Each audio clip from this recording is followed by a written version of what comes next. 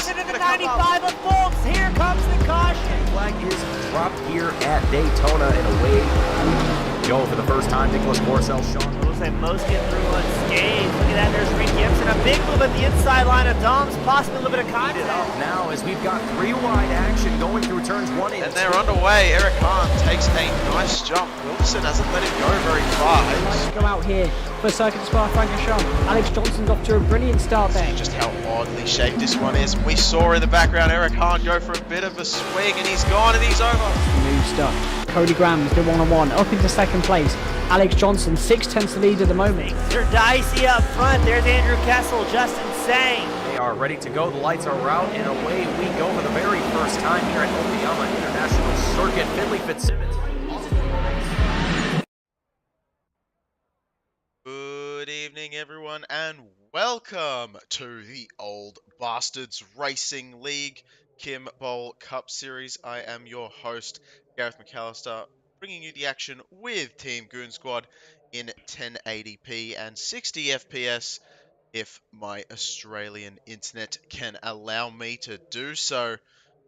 We're going to start by initially watching or go around the racetrack. Okay, that was the wrong car entirely, and so is that. There we go. As I finally get it wrong, switching from Cameron Shosey to Greg McDaniel, and now back to Lloyd Moore.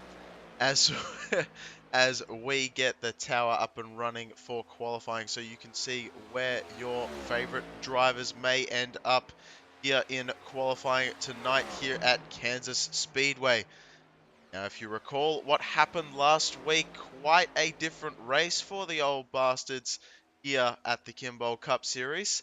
A lot of incidents very uncharacteristic of what we typically see in this 35 plus age group league, but certainly a lot of drama befitting the Darlington Raceway that we were at. As we come to Kansas, we hope for a little bit more of a civilized race from these drivers. Now, both lanes, the top and the bottom, being able to be used. Progressive banking here at Kansas, 17 to 20 degrees. Got a fuel window of about 55 to 65 laps. At this 1.5 mile raceway, 140 laps here for you tonight. And we have... Yeah, we have 140 laps in store for you tonight, as well as only 4 races to go before the playoff ends up. With only having this including being one of the 4 races included before we have our top 10, as we still have our round of 18 currently underway. Lloyd Moore has set his times. Cameron Shosey just set his fastest lap of the session so far, hitting a 31.46. So the fastest lap we've ever had here at Kansas Motor Speedway was by Greg McDaniel himself, a 31.251. Let's see in qualifying if anyone can come anywhere close to that, as we start watching Jonathan Green go around as well. That is a big ask. That's quite a fast time from Shosey. Only 2/10 off the fastest lap we've ever had. Our regular season winner here was Eddie Jones before we've come to these playoffs. I'm not sure if he is going to be an attending driver tonight. It looks like he will not be. We do have a 43 car grid though here tonight. So certainly no shortage of drivers. Good evening, Team Goon Squad, says Victor Lane. OVLS Racing Team. Pac-Man CT, Gavin Adams, Jeremy Mayo.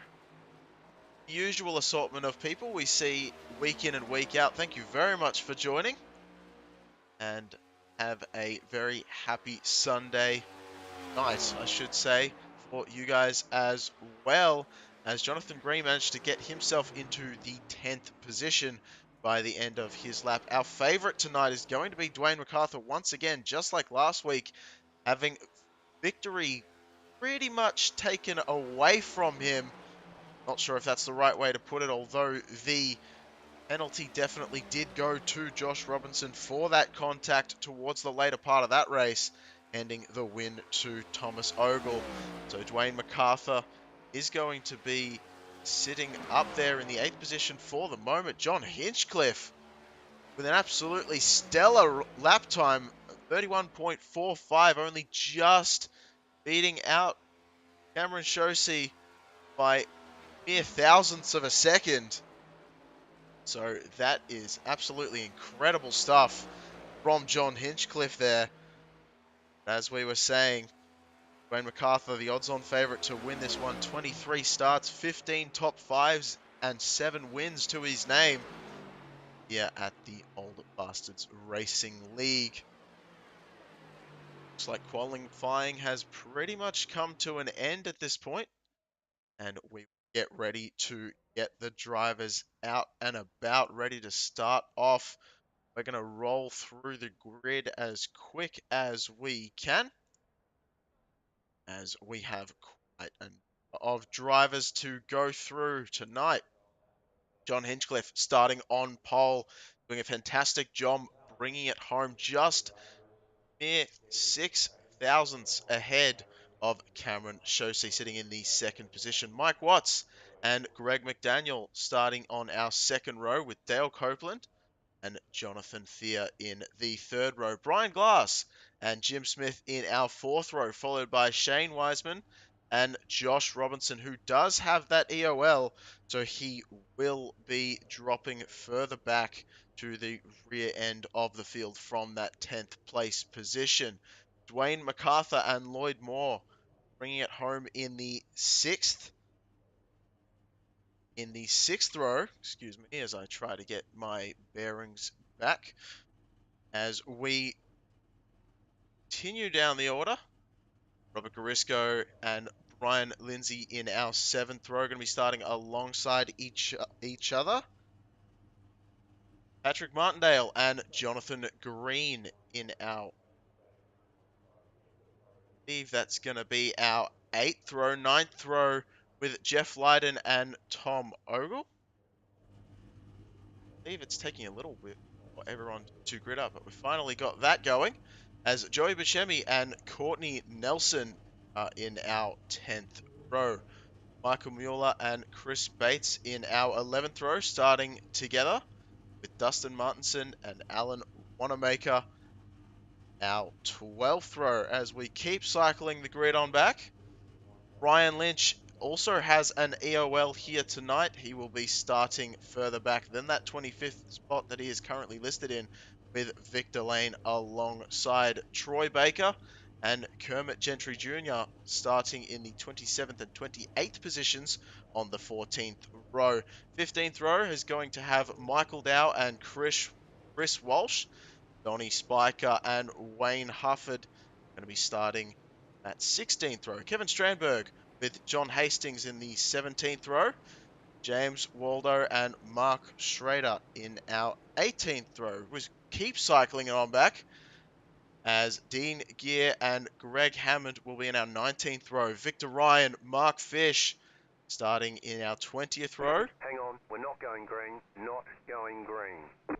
Lonnie Corey and Lee Warsdell also going to be starting up there in our 41st and 42nd positions. Our 21st row given away, with our 22nd row loaded driver Daryl Winiger will be starting in 23rd position. So I'm not sure if you heard that coming over our speakers just then. We do not decide to go green straight away. Waiting lap before we do so.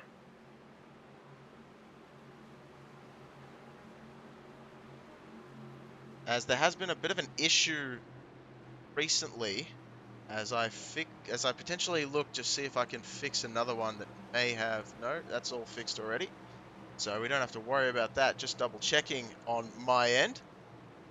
But I will also say that there has been a bit of an issue with trading paints as of late, which is the software that we use to load up all of our iRacing paint schemes here tonight and during every broadcasted session.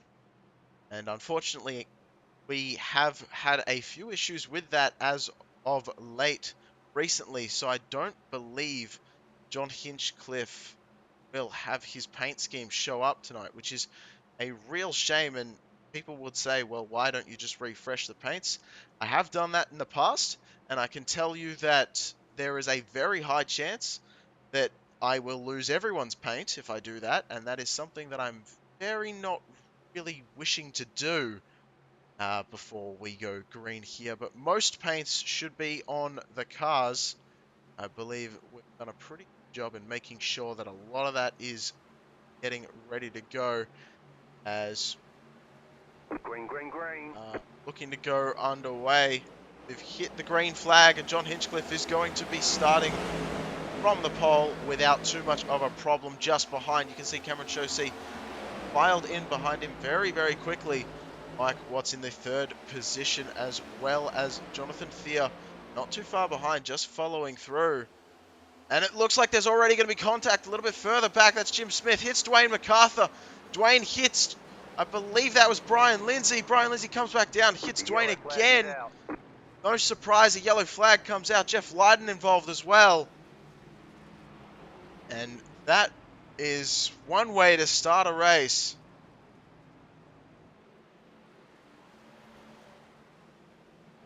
As the yellow flag makes its way out.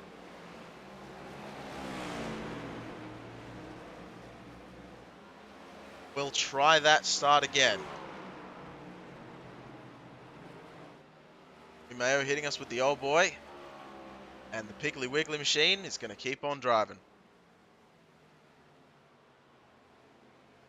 So we'll try and have a look at that one more time.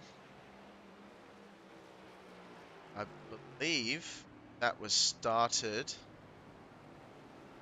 just ahead. I believe it might have been Brian Lindsay got caught up in it later on. Actually, Jim Smith, it was Jim Smith, I believe, hit that outside wall barely.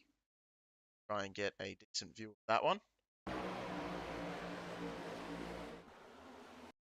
So just loses the rear a little bit, tries to keep it underneath Shane Wiseman on the low side to avoid getting into him. Hits the outside wall. Dwayne MacArthur didn't jump down, even though Garisco gave him room. Maybe thought he wasn't free to do so. And in comes Brian. Brian Lindsay tagging that outside wall and coming back down the track because that wall just pushing him down there. Dwayne MacArthur still coming through, nowhere to go. And unfortunately, looks like the 39 Piggly Wiggly machine was involved as well. That is okay. And it looks like, for the most part, it seemed to be all sorted behind these drivers.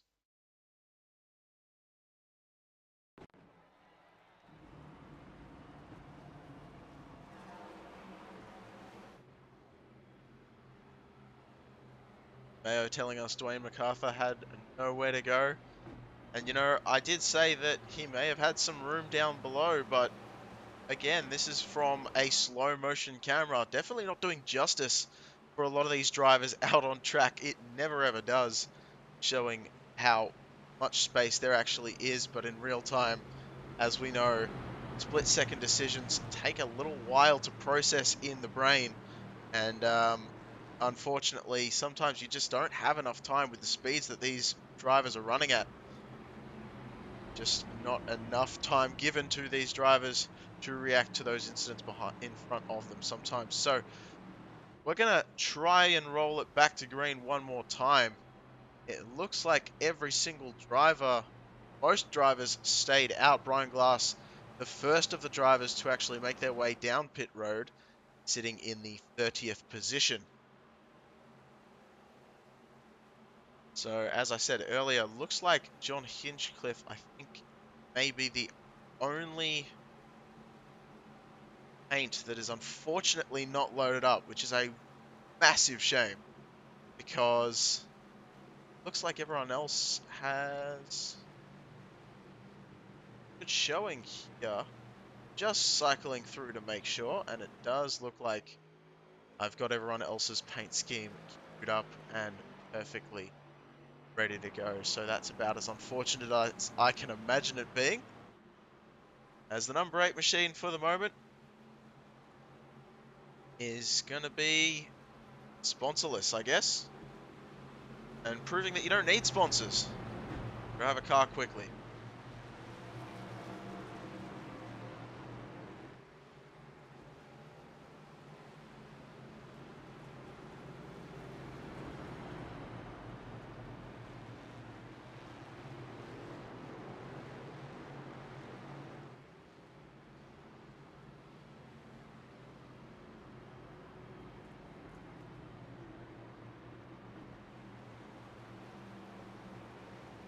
Continue to follow the pace car around for the moment.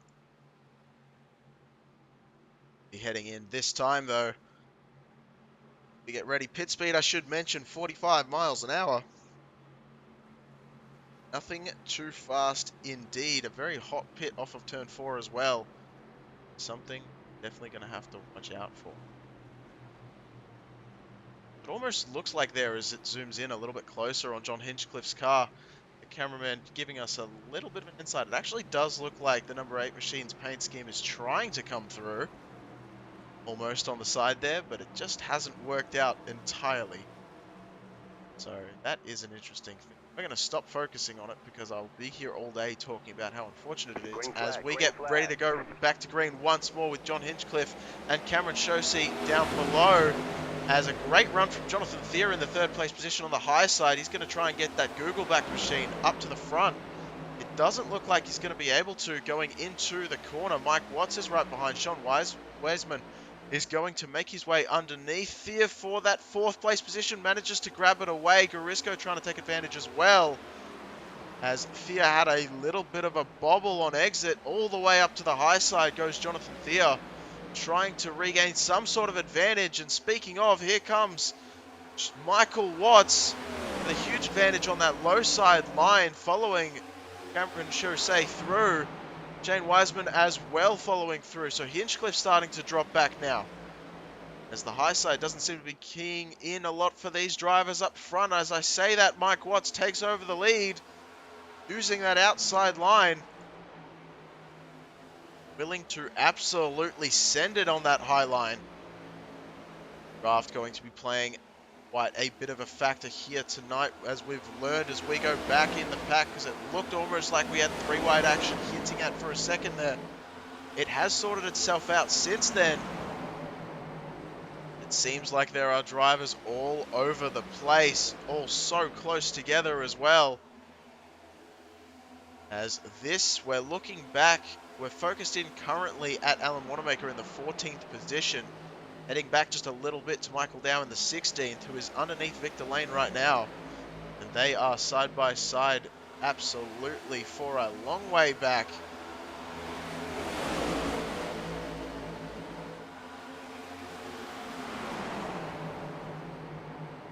As you can see there, Mike Watts still is leading by a decent amount, as he has a 3/10 gap on Cameron Shosey in the 2nd position. Shosey under fire from Wiesman on that low side line though.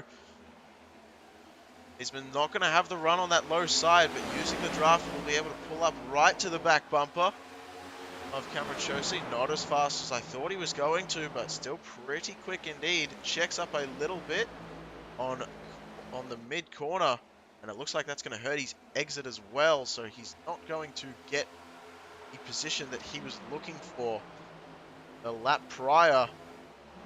While Victor Lane's still side by side, he's now going to be side by side with Dustin Martinson. So Victor Lane making his way up through the pack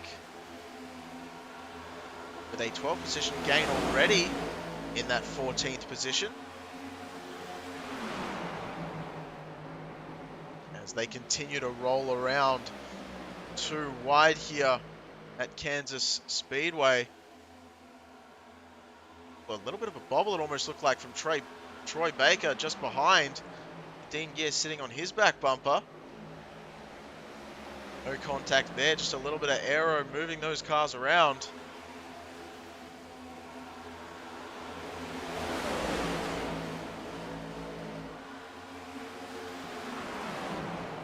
Certainly looks like Dean Gear is going to try something on the high side now.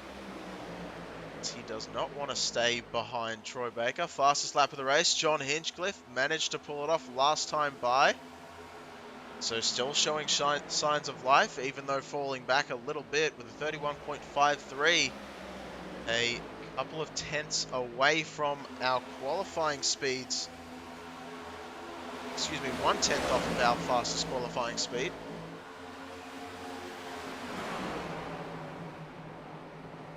As they continue to roll around pretty close together, too wide. Troy Baker, Dean Gear still side by side, not wanting to give it up. Although Troy Baker just has a little bit of a bobble, that is going to allow 4 cars to go past. Michael Dow, Donnie Spiker, and it looks like Kermit Jr. was trying to be involved with them as well as Dean Gear, and is still going to stick it out on the high side. Slightly further back, you can see Kevin Strandberg side by side with Michael Mueller. These two both had EOLs to start the race as well, so trying to work their way back up to the front. Our EOLs tonight were for McDaniel, Lynch, Robinson, Strandberg, Copeland, and Mueller. So quite a few to dish out after last week, as well as weeks prior.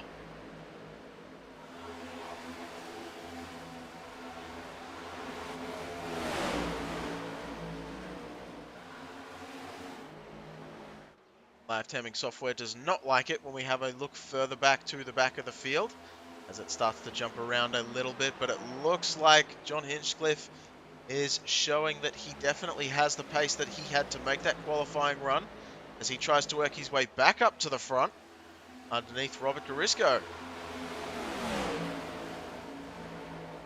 This is the top 7 that we are looking at right now. They have made their own pack, separated themselves from 8th position Joey Buscemi by about a second at this point.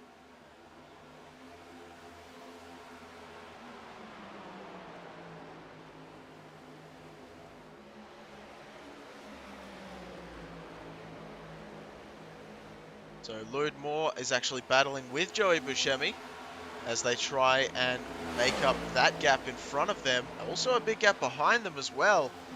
Stuck in no man's land, these two drivers. 1 second in front, 1 second behind to any more cars out on track. Tom Ogle has found himself in the top pack of vehicles as he has made his way through the field very quickly, up 13 spots. Fighting for that 14th one gained as he is underneath Jonathan Thier for that 4th position. Still trying to work his way up. The yellow flag is out. Yellow flag is out once again. And we have John Hastings being called going off track in this one. Kermit Gentry Jr. potentially involved as well.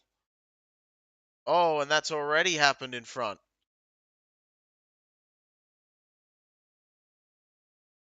What has happened there?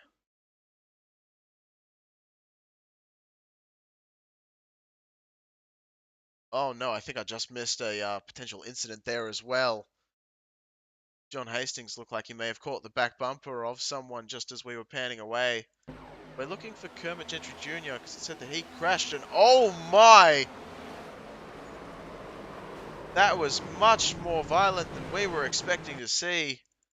And we're going to rewind that one back. So that was between Bates and Martinson. So we're going to have a look. There's Bates on the inside 3 wide. Just gets into the quarter panel of Dustin Martinson, spinning that 19 machine around, and Martinson cannot catch a break during these playoff races. That's the 2nd time in a row, and Bates gets sent all the way back up the track into Gentry Jr. Oh, man. Fortunately, I do not believe anyone else was involved in anything. Gentry Jr. took a tow very, very quickly. Oh, and as we say that, there goes John Hastings, as well as Kevin Strandberg being shown as well. Oh, Strandberg checked up quite a bit faster than what Hastings was able to. Oh, and we have a interesting connection. I believe that's a connection-related issue. Maybe the simulator playing a little trick on me. I sincerely apologize if you do have any kind of epilepsy. I am extremely apologetic for this. I don't know why this is happening. And it seems to fix itself.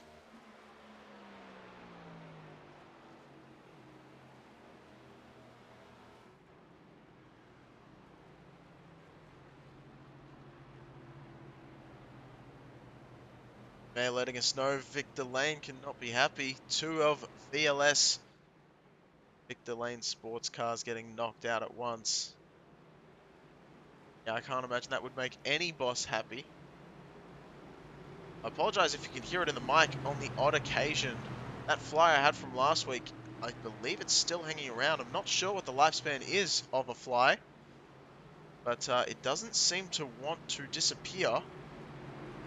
And such is the way with any fly, as anyone knows, I'm sure. As soon as you decide, you know what, I'm going to deal with it, you can't find the thing. It just disappears from you. And then you finally sit down, get ready for a broadcast, get ready to do something, and it just shows up again. That's just what they do.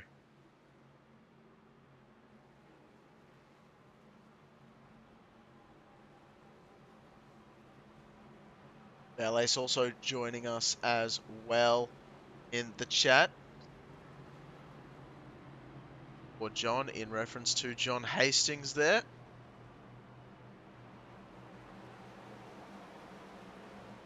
And that's an interesting development. We've got James Waldo crashing under pacing. I don't believe that's going to be a crash. More of a self-imposed stop. Seems like he's got a bit of an issue. Yeah, he's just stopped on track and that's it. So perhaps an issue for Waldo. As not sure what's going on with him.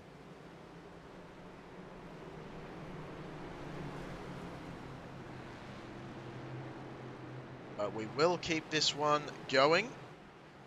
Positive direction. As I said at the top of the show, 4 races to go till the round of 10, and then a 5-race sprint to see who can be crowned overall victor in the OBRL Kimball Cup Series. Currently sitting in the 10th position right now on that cutoff bubble for the round of 10. Ryan Lynch only a very small gap ahead of Michael Watts. Remember, a win in this round of 18, and that will guarantee yourself to go into the round of 10, which is exactly what Michael Watts is wanting to see, as he is 1 below the cutoff line as it stands right now. I say right now as in before the race. So Mike Watts looking to join Thomas Ogle in guaranteeing him a spot in the round of 10. Michael Watts to the green flag, going to be taking it off as John Hinchcliffe starts on that low side, starts on the high side actually behind him, got such a huge run, almost called him ahead of Jonathan Thier, who was starting in the 2nd position. That low side line has a little bit of a jump though, as I say that, Hinchcliffe. A little bit of a jump from the rear end as he almost loses it on exit. It seems like turn 2 is really giving these drivers a lot of trouble coming off of the banking. As you can see them fanning out all over the place. A little bit further back, Shane Wiseman in a battle with Robert Garisco. They are fighting for the 5th and 6th place spots on the track right now. And it looks like Ogle sent it to the inside line. He's going to try and check up Wiesman. Wiesman will have none of it though, sending it straight to the inside line. What a beautiful dive from Shane Wiseman. and sends it right in front. So up into the 4th spot goes Shane. In a fairly heated battle further back, it looked like Alan Wanamaker was side by side with Wayne Hufford. They were very close to touching for a little bit there. A lot of room being given at this point in time. Too early to start making enemies here in this one. Only 25 laps completed of 140. The 75 car is going to take advantage using that high side line's momentum, and now Courtney Nelson is going to try and come through. Going to go looking back at Wiseman because he's taking another prisoner in John Hinchcliffe, who will try and use the outside line to his advantage and use it well as Ogle's trying to use the draft. Backs off just a little bit early. So Hinchcliffe using as high a line as possible. Really keeping it up there, trying to keep the momentum going around, and that's paying dividends as he has caught all the way back up to the back of Jonathan Fear. It seems like the high end is where everyone wants to be right now. And Thier goes for a little bit of a bobble. Keeps it underneath him. That is going to allow John Hinchcliffe on that high side.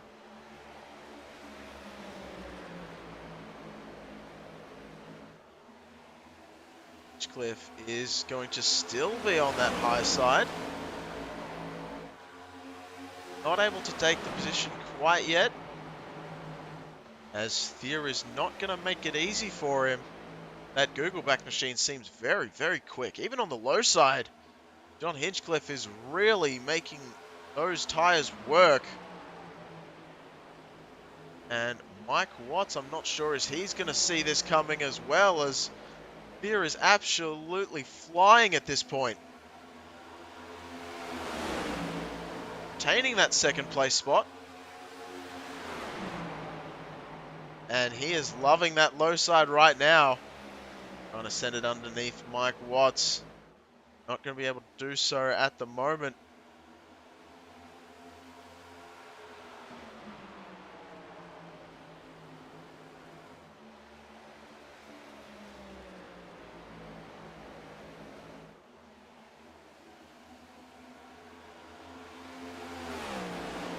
Right on the gearbox of Jonathan Thier, you can see Hinchcliffe right behind. Had to check up just a little bit to avoid getting into the back of Thier. Shane Wiesman and Tom Ogle fighting for a spot right behind them as well. And it looks like Wiesman is going to have a go underneath Hinchcliffe and take it away. Hinchcliffe checks up a lot on that high side to avoid hitting the wall. Wiesman's going to take that position for the 3rd spot.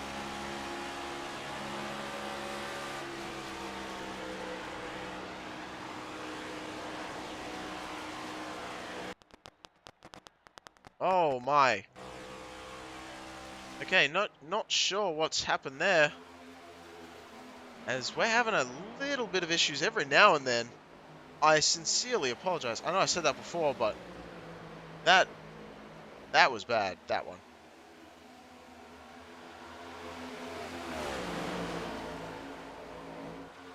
Alright, so Wiesman is still in the 3rd position, doing a fantastic job of it at the moment.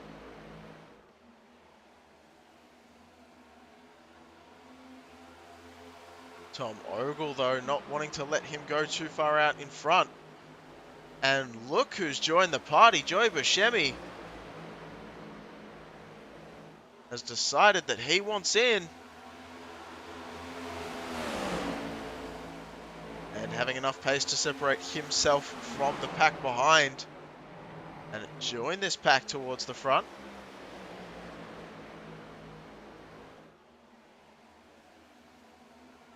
Pac-Man CT telling us poltergeists are making their way into the machine.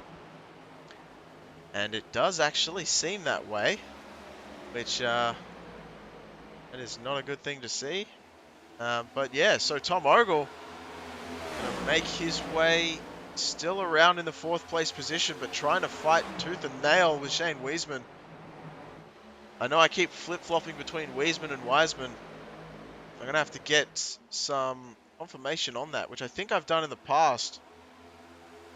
I just get too excited, I'm wrapped up in it. And Joey Buscemi has made his way, continuing to absolutely fly. That low side line, very interesting to see at this point in the race. That low side line does seem to be coming into its own.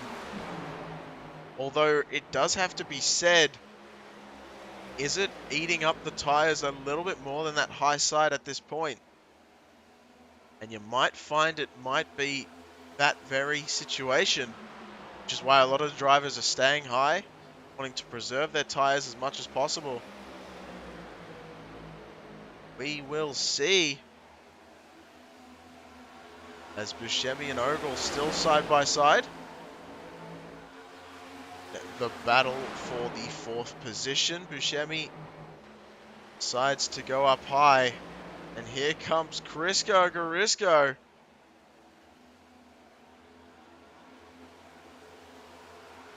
Not quite able to do anything. Trying to side draft on the side of Hinchcliffe. Keep him behind him.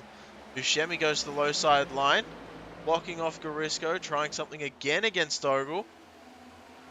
Wiesman doesn't know what to do. Which line does he defend? And it looks like he's going to defend Ogle.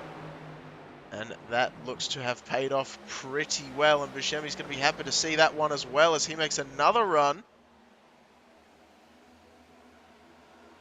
And unfortunately, it just looks like it seems as though the low side line is where you want to be for the first 2 or so laps that you try it. But it seems like as you continue to roll around on that low side line, it just fades away with pace. That could also be down to the draft on the straightaways, as we were saying earlier, that draft does make a big difference, and it seems to be the case at the moment, if that is the reasoning. As we cycle it on back a little bit further, because Dean Gear, as the Poltergeist start to attack me up here in the booth, we're in the 12th position at the moment, looking at Dean Gear. And Donnie Spiker doing a phenomenal job in the triple numbered 120 machine in the 11th place, just in front of Dean Gear and his battle with Courtney Nelson.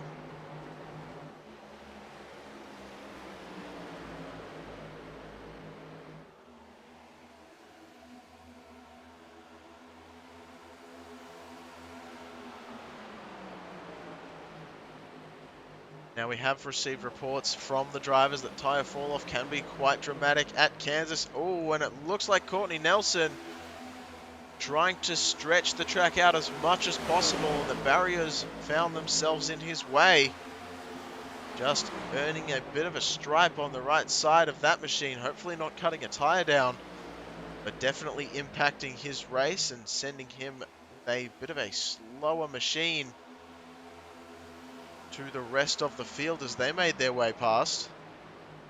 Josh Robinson trying to come back from the EOL granted to him before the race began. 21st position.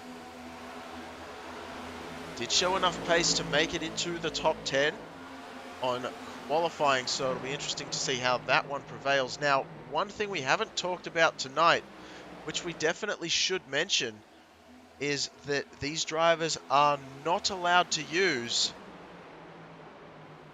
the apron to make any sort of move, or in fact use it at all. The tri-oval apron it is, right there underneath Joey Buscemi. Not allowed to use that pass of the racing surface. It is okay in qualifying, but deemed unavailable during the race, as John Hinchcliffe is making the outside work against Wiseman. Be sure to let me know in the comments on the YouTube side of things in the spectator area what you think of progressive banking. I know it's been talked about the last couple of years as to whether progressive banking actually allows for better racing, or if it's a bit of a ruination of some of the greater tracks I'm not sure myself where I sit on that fence. I'm kind of impartial to it, as you saw right there. Garisco sending it 3 wide and making that pass on Joey Buscemi, but Wayne Hufford has caught up to this pack, and he has brought a friend in, Lloyd Moore, with him.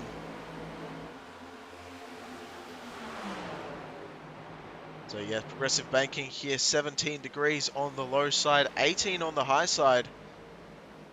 The idea, of course, being that you can carry a little bit more speed on that high side line, trying to even up the speed differential and the time it takes to get around the circuit to the front straight once again.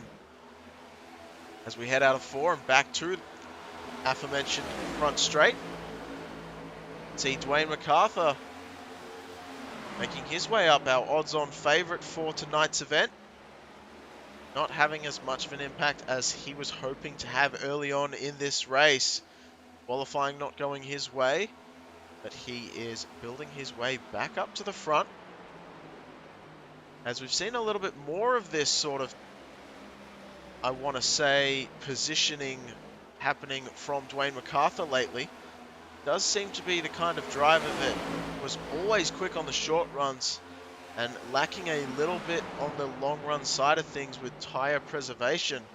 Does seem like Dwayne MacArthur is having a different thought on strategies lately, as he seems to be deciding to take it easy early on and try and preserve those tyres and make up spaces later during a run.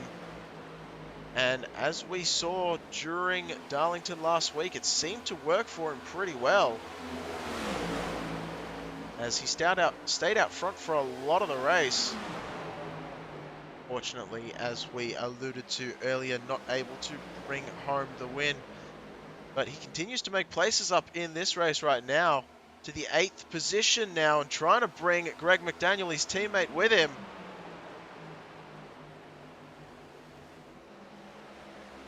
Daniel on the outside of Thea now for the 9th place spot. Going to take that one away. So McDaniel happy to follow in the draft of Dwayne MacArthur, as the front pack starts to separate in a big way. Does say Watts is in pit road. That is definitely not the case, as there's Watts right there, just to put some proof in the pudding for you. Watts with a 0.6 of a second gap. Behind him is Tom Ogle with John Hinchcliffe a few tenths behind him. Jane Wiseman and Robert Garisco in a fight for the 4th place position, though about a second back from John Hinchcliffe in the 3rd position, and Garisco is going to take that one away.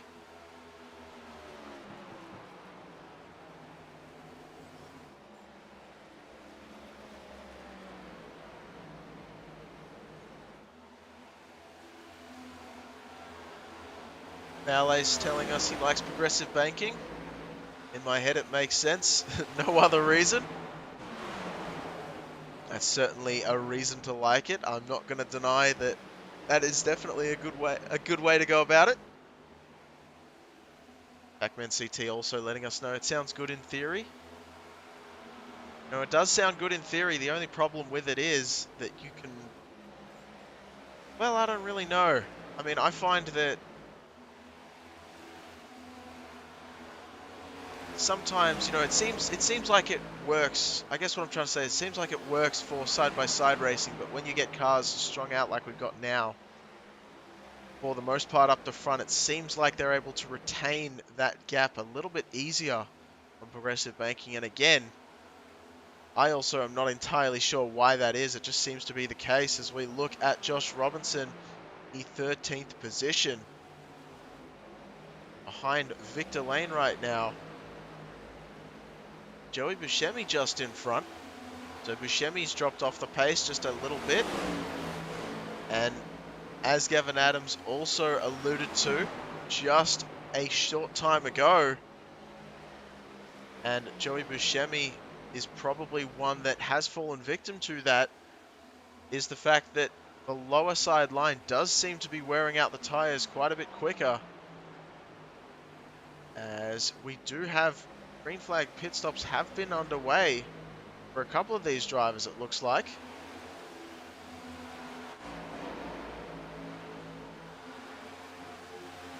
Been told Dwayne MacArthur's come down twice. Not sure how accurate that is. As sitting in the 6th position right now, I think I'd be hard-pressed to find that he's come in twice. Once under caution, I'm sure, but we've only had the one. And somehow I'm not so sure that he would be able to race himself all the way back to the front in that short amount of time. So I think there's a little bit of interesting stuff going on there. Unless, of course, he came down twice during the caution to get some damage repaired. Though I didn't see him involved in it. But I've been proven wrong before, as Robert Garisco finds himself up in the 3rd place position, with Hinchcliffe and Hufford making his way up. Shout out to Wayne Hufford. This man in the 75 machine seems to be working week in and week out to get his machines dialed in, and has been struggling a little bit more in the mid-pack for most of the season. But if you ever wanted form in the season itself, towards the end game is where you'd like it. And he has made his way into the playoffs based on points. And I tell you, he seems to be doing a fantastic job of making himself stay up towards the front. So at the moment, Wayne Hufford with the pace to beat the position. Still not lapping quite as quickly as Watts or Ogle, 1st and 2nd position, but definitely very quick in his own right. Only about 1/10 of a second slower, those two drivers ahead of him in the standings. Kevin Strandberg and Brian Glass side by side for the 14th spot, which is our closest battle on track at the moment. So they are still side by side. Strandberg looking to take the inside line and get the better of Brian Glass, and files back up in front. Wayne MacArthur now underneath John Hinchcliffe, trying to make his way. I believe John Hinchcliffe might actually be fighting back for that position, as Dwayne MacArthur, I believe we saw in the 6th position already, and Hinchcliffe trying to nab that one back. It's not going to be enough. Don't look now, but just behind Greg McDaniel is also Josh Robinson.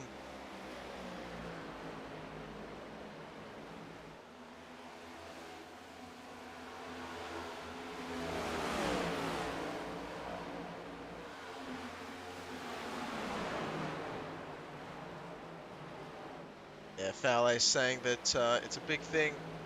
Some tracks are really hard to pass on.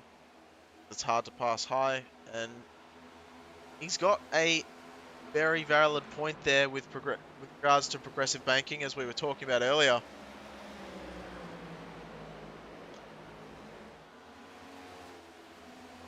And I'm not sure what Kansas was like before the repave. I must admit I didn't do as much research as I normally do when I come to these races. As I said, we've been having a technical before this race got underway that I was in the process of trying to solve, and most of those were able to be solved, thankfully,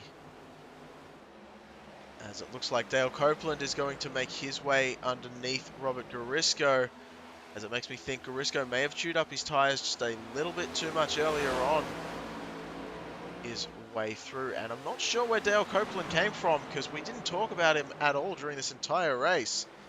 And he did start with an EOL, but he's made his way all the way up to the 4th place right now. So of the drivers that started with that EOL, Dale Copeland is at the front of that group of drivers. And we are at lap 61 heading to 62, which means green flag pit stops are starting to come into everyone's mind. When oh when will they take place? That's up to the driver. That is rubbish commentary. But Brian Glass and Shane Wiseman now. Wiseman has definitely fallen off the pace. Looks like he has definitely used up all of his stuff. He's currently sitting in the 14th position.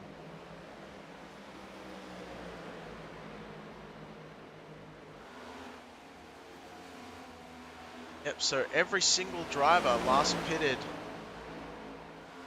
on lap 19 or 20 when the caution was out. We do have some green flag pits that have already taken place.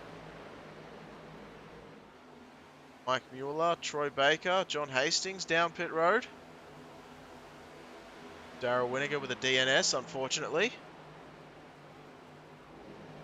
Start this one. Jonathan Thier down pit road.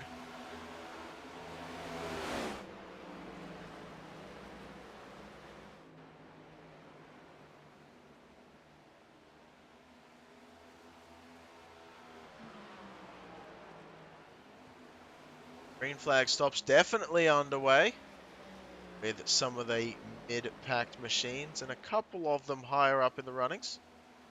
Gonna have to wait to see where everyone files out. Now we're looking at Mike Watts for the moment because he is your race leader.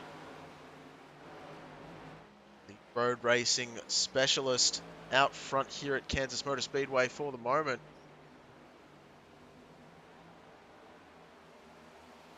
Jonathan Thier has just made his way out right next to Mike Watts. We're going to see just what the difference is between the two.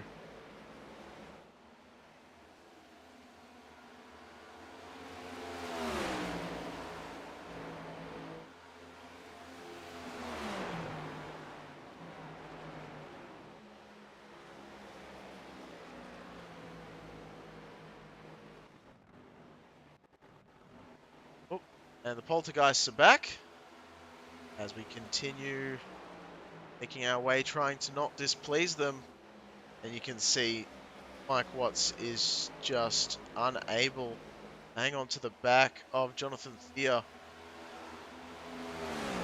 And it's just that mid-corner speed is really being the huge factor in this one. 71 Red Bull machine makes his way underneath as well. That is Michael Mueller.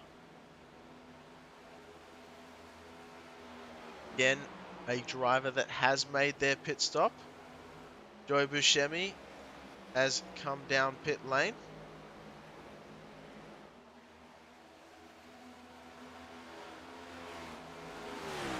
Made their stop as well.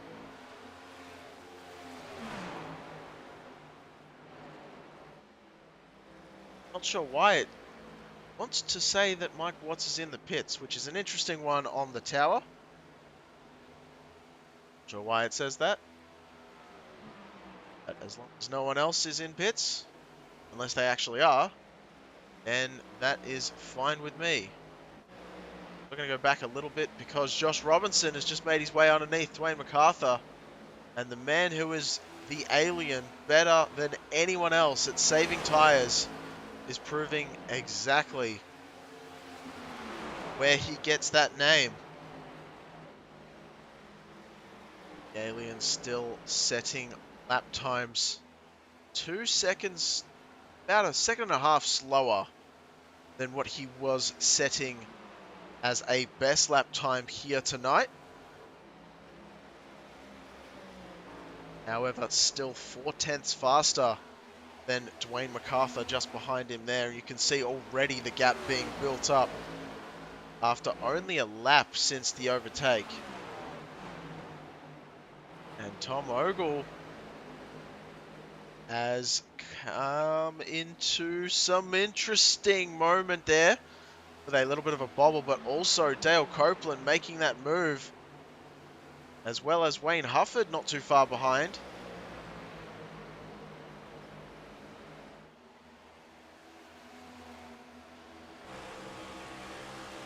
On the nose of Wayne Hufford now, going to make that move surely with a run like that, and does so on Tom Ogle.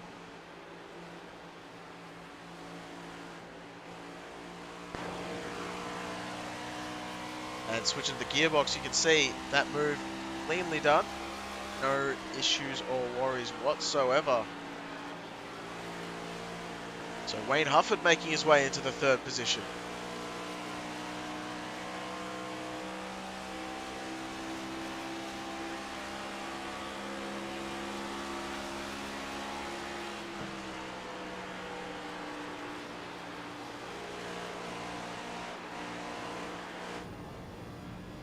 So currently riding on board with Dale Copeland. And I just wanted to see, because Dale Copeland at the moment setting some of the fastest lap times on track of all the drivers with older tyres. And you just want to see what this progressive banking that we've been talking about really feels like. As Dale Copeland, interestingly enough as well, sitting in that 5th gear. Rather than going down to 4th, sitting in 5th the whole way around this track. Would definitely choose either. 5th gear will save a bit more fuel. That is for certain.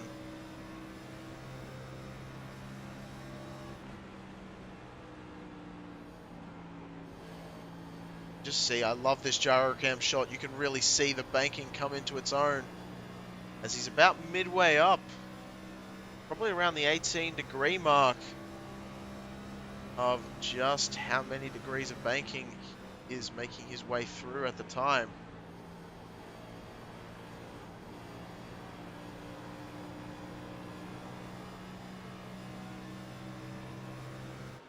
And seems to be pretty steady, so not pushing the car all that much. Seems to be the way to go forward with Dale Copeland. Wayne Hufford just behind as well. And I wonder if Hufford will try and make a move here. Looks like he will on that outside line as well, so that'll be an interesting one if he can make that overtake work. And wow, look at the speed as he sends it into turn 1. Showing you the speed difference from cars coming out of pit road as well. That was a beautiful shot right there. As Wayne Hufford has taken the spot quite commandingly from Dale Copeland just behind. So Hufford all the way up on the high side there.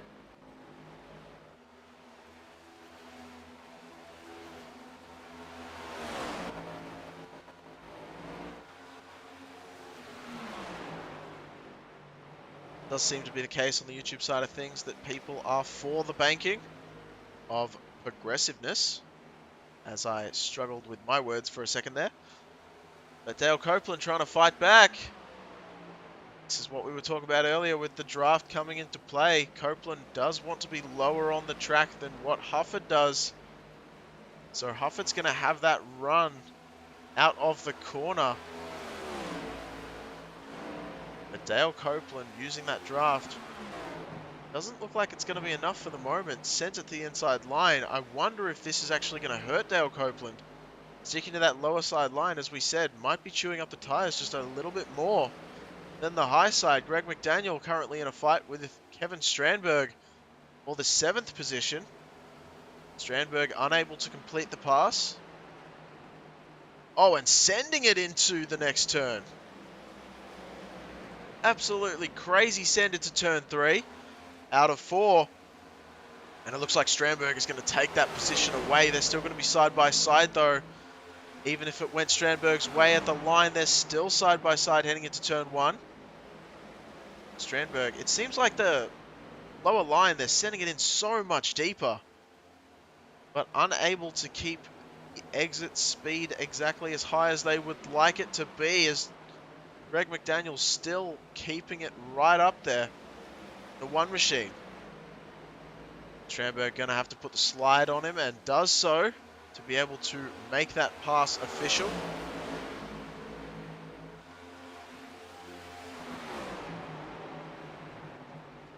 Very interested to see. A lot of these drivers haven't come in as early as I expected for their pit window.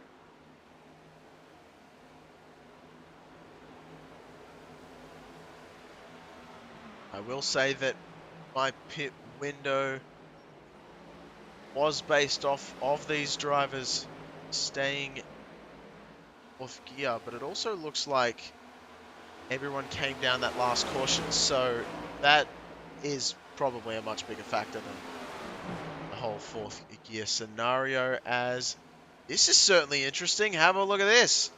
Wayne Hufford has tracked down Michael Watts and is trundling along right behind as the Poltergeists make a return. Once again. So I'm sure Mike Watts didn't expect this. Wayne Hufford done an absolutely phenomenal job. My voice decides to have a little bit of a crack, but Hufford is going to go high and well faster than Mike Watts right now. Is Watts pitting? I imagine so. With that kind of speed differential, and does come down pit road. Dale Copeland's going to follow him through as well, as Tom Ogle locks up the brakes just a little bit, but manages to get it dialed in. Greg McDaniel, Mark Schrader also coming down. Mark Schrader not coming down. Interestingly enough, as it showed that he was starting to, and then he did not. And Wayne Hufford coming now after leading a lap. Josh Robinson staying out the alien once again, doing his thing. Different strategy to everyone else as per usual. Oh boy. Seems to be a bit more stable when we're not looking at Josh Robinson, so we'll try and keep going with that.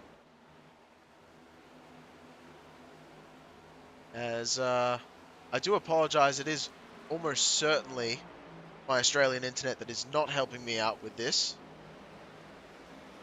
That is almost certainly what is causing that. As Dwayne MacArthur makes his way down pit road from the third place position. Now Wayne Hufford has come out of pit road in the 11th spot. So we'll see where that one cycles through.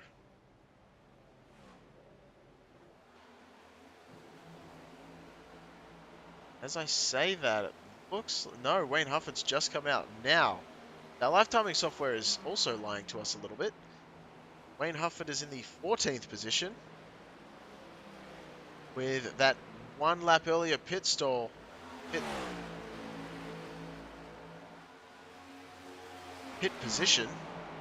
decision of making it one lap earlier. Mike Watts is up in the 8th position now, with Wayne Hufford in the 12th spot. So definitely pitting earlier makes you come out of the pits earlier, but it doesn't save you as much fuel as Josh Robinson. Perfect timing coming down pit road right as we panned the camera to him. Kevin Strandberg already on pit road. That was going to hand the lead to Courtney Nelson, who decides not to stay out and comes down pit road. The lead given to the triple number driver, Donnie Spiker, who was the very first driver to come down pit road under green. A little bit of tap on the outside wall there. Donnie Spiker is going to lead a lap here at the Kimball Cup Series.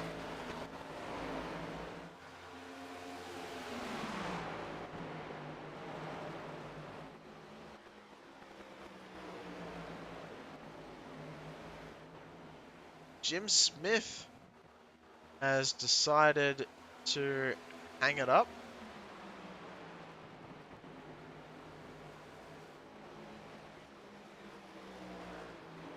As we get confirmation on that one.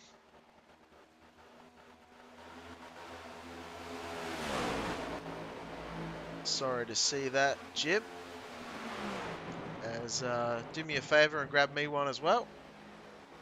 As we are currently in the position of dealing with a poltergeist issue coming through.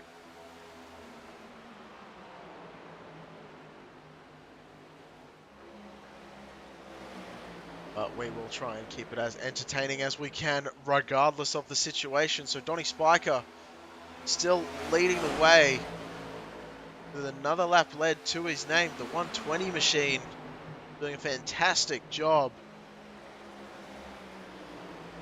of keeping himself out front. But he does have company in the form of Joey Buscemi right behind. You can see that flame-colored car.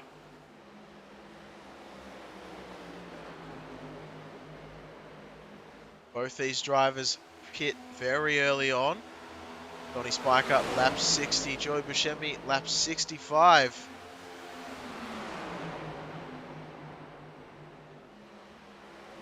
But both of these drivers as well deciding not to pit our last caution by. So slightly different strategy for them. We'll have to see if that pays dividends or not and how this one shapes up. As you can see, Mike Watts just absolutely just sends it past these two drivers and back up to the front. Now Copeland's going to be the next to try and make his way through with John Hinchcliffe right in front of him. And this is getting very tight now as Buscemi rides up a little bit, but Hinchcliffe makes his way up there. Buscemi comes down on the inside, Copeland split Buscemi in the middle of those two drivers. And it looks like they're still going to be racing with Donny Spiker for the moment. Lap down car there, the Taco Bell machine, was also involved just for the briefest of moments as John Hinchcliffe has made his way around Donny Spiker and Dale Copeland follows him through with that.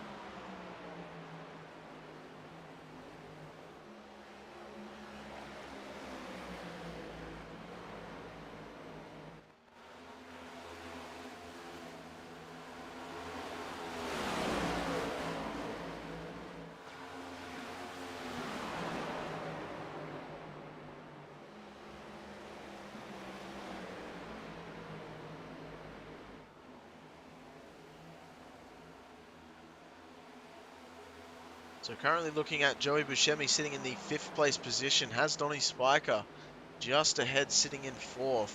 Both these drivers, as I said, hitting 20 laps almost earlier, 15 to 20 laps earlier than the 3 drivers that have just made their way past. As Donny Spiker gets a decent chunk of his car slapping the outside wall here at Kansas Speedway. And that was definitely a bit of a slap for sure. Gavin Adams, all of the drivers currently so far. Yeah, every single driver has made their way down pit road. Apologies, I didn't get to that earlier.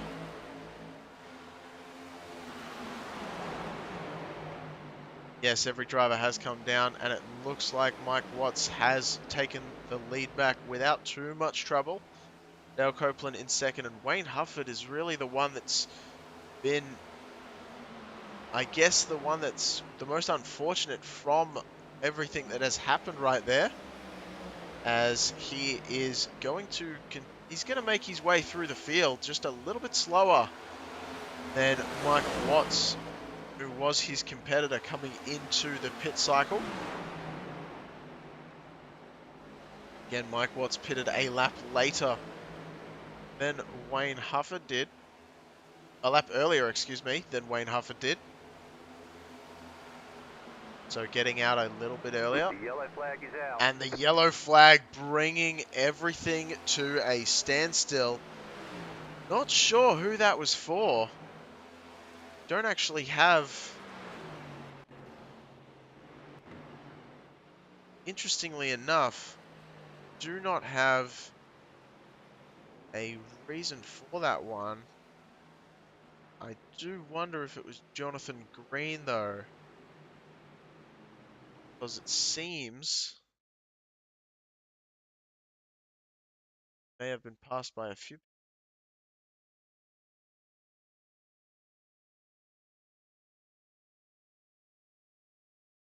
try and follow Jonathan Green. Told that there he is. So he just disappears. Interesting. Perhaps a connection issue. Once again, rearing its ugly head. Nope, there he is again.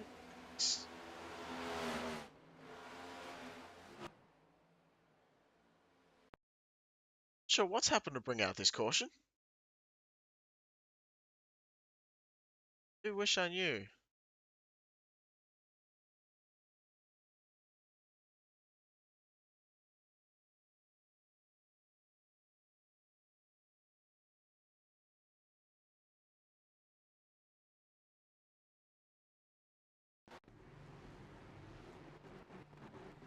As Mike Watts is the first one off pit road.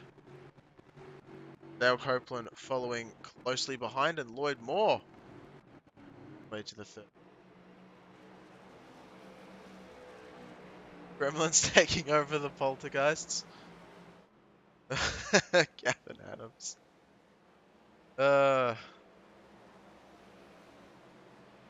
Certainly doesn't seem like the best night for broadcasting. Not sure why that is. But, I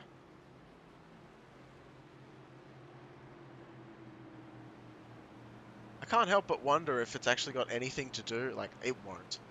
But I can't help but wonder if it's got anything to do with, the fact that today is my dad's birthday.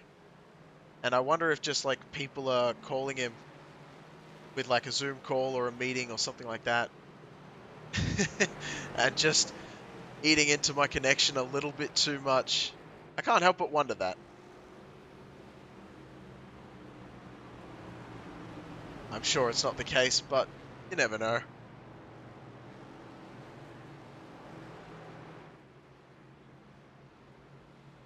As it really doesn't look like... Actually, it looks like Shane Eastman may have been passed a few times there.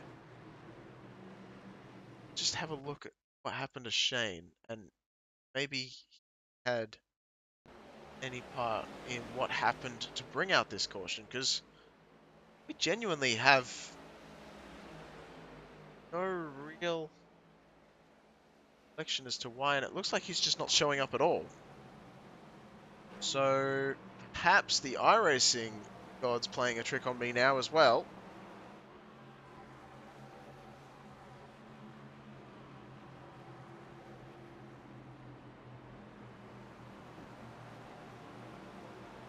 Interesting. The only other person that I have... Oh.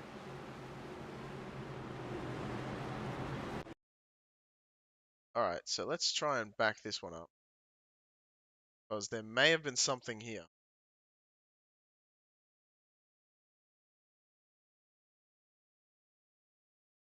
Just want to find it. So it says Schrader jumped to the pits. But it looks like he drove himself down there. So I'm going to stop trying at this point because it just looks bad. And I don't know what's going on. Gavin Adams telling us that it could be the iRacing servers, and it definitely could be the reason for the poltergeist, that is. As ever since they did their new big update, which was, I believe, during this week, it actually was during this week, it does seem to be a few bits and bobs that don't seem to be quite right. It was one of their biggest updates to date. So, in fairness to iRacing, they've put in a lot of good stuff, but it does seem to have hurt some people in a couple of different ways, as Mike Watts and Dale Copeland are side by side taking the green. Josh Robinson just behind on the high side with Lloyd Moore on the low side. The first two rows, but it looks like Robinson wants to get out in front early. As he and Copeland were looking to split Watts almost down the middle. Watts comes up the racetrack to block Josh Robinson. Copeland not quite enough of a run, and Robinson definitely gets blocked is the right word, as he checked up a whole heap. Dale Copeland now with a huge run, going to try and make something happen against Watts. Watts sticking to his line up high, and it seems to be paying off for him right now, as an absolute train forms behind them. John Hinchcliffe with Lloyd Moore underneath. Moore trying to make up another position, up 6 so far. Trying to make it 7. Lucky number 7.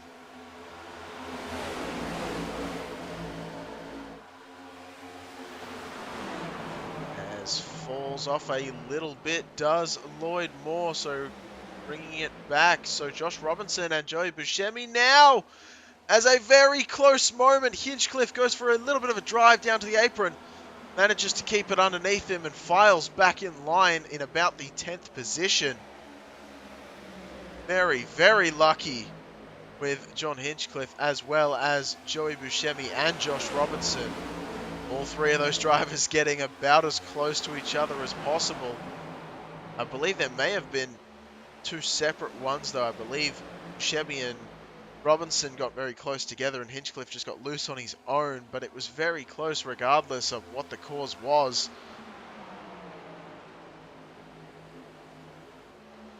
Jim Smith also asking if that last caution was caused by someone throwing a water bottle or a bit of foam, as we know NASCAR drivers have done in the past. I believe they get fined for doing that sort of stuff now. I believe it is very, very much frowned upon, which doesn't surprise me, but I do love the interesting ways that people thought about inventing their own cautions, let's say, creating their own problems. As Mike Watts did have Dale Copeland closing in on the rear bumper just a little bit for a moment, and it looks like Copeland is still trying that low side line as we got less than 40 laps to go. 1:05 is exactly where we are at, so 35 to go, and it looks like Copeland is going to make that run on the low side line. It's getting very close indeed. Josh Robinson carrying the speed from the high side, though. Not going to be able to do it, as Tom Ogle is lurking just in the 5th place spot underneath Joey Buscemi.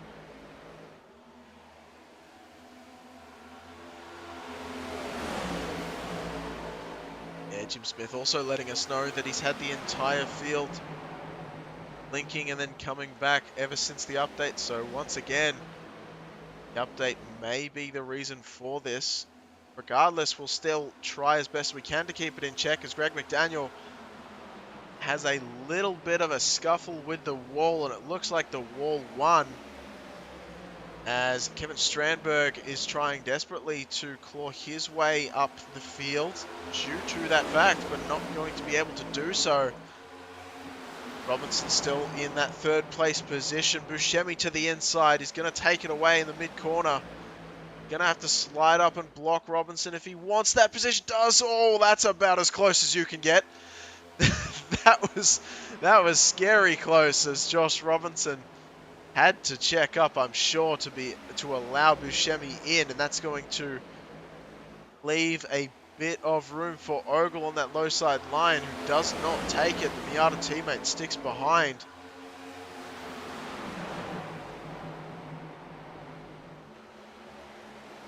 And currently it is getting interesting. The yellow flag coming out, and for again seemingly no reason until we get the report. Lonnie Corey, one of our triple number drivers, the second triple number drivers, one of the only 2 is what I've been trying to say, is unfortunately involved in this one.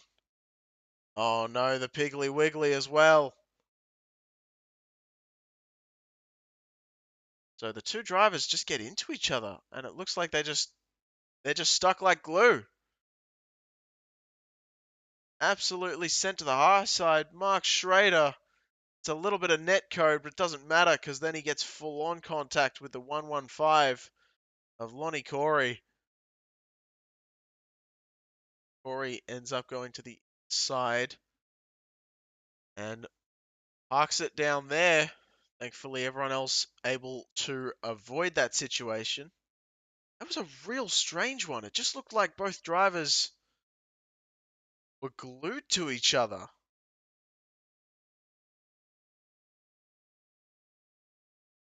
But let's have a look at Lonnie Corey and Jeff Lydon once again. This time we'll focus a little bit more on Lydon's car. Let's see. So it just looks like they just get too close together and then they just stick together. That is a very strange one. It looks like they just could not separate each other. She's got some fenders hooked and that was all she wrote. Especially for Jeff Lydon, who it seems was sent away from the field entirely. As the poltergeists come back for a short visit once again as we are on pit road.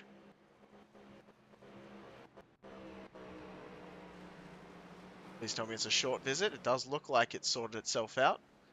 Pit road seems to be where they're attacking the most, which is definitely an interesting one.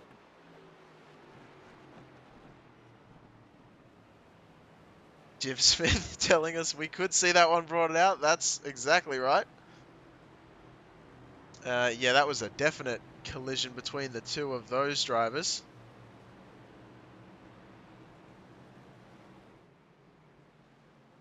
And definitely an interesting one. Not only were their fenders almost seemed to be intertwined, but drivers definitely had, well, the Piggly Wiggly machine of Jeff Lydon definitely had room on his high side. Although it didn't look like he changed his line. It looked more like Lonnie Corey came up into him, expecting a little bit more room being given. And just, yeah, just an unfortunate situation for both drivers.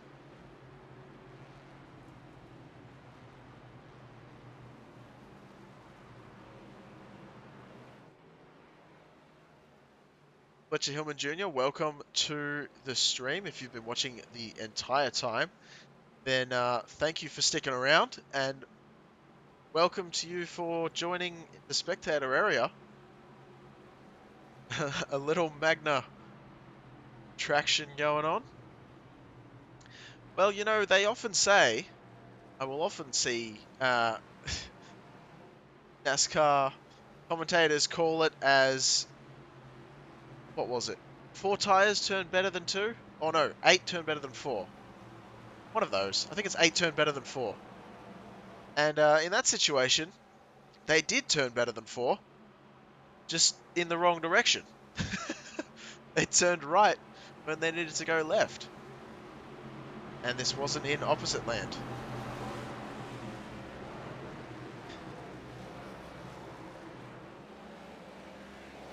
Opposite world, I believe, is the quote from an aforementioned movie that we will not name for fear of copyright rights.